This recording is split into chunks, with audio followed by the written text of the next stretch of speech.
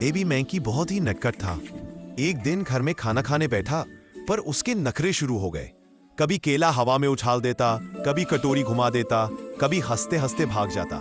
Mummy monkey bar बार उसे मनाती, बेटा थोड़ा सा खा लो, पर बेबी मैंकी तो और भी ड्रामा कर देता।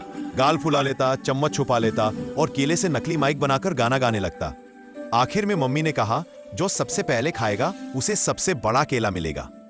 बस फिर क्या, बेबी मैंकी ने झट से प्लेट खत्म कर दी। मम्मी ने मुस्कुराते हुए उसे बड़ा सा केला दिया और बेबी मैंकी बोला, नखरे भी खत्म और पेट भी फुल।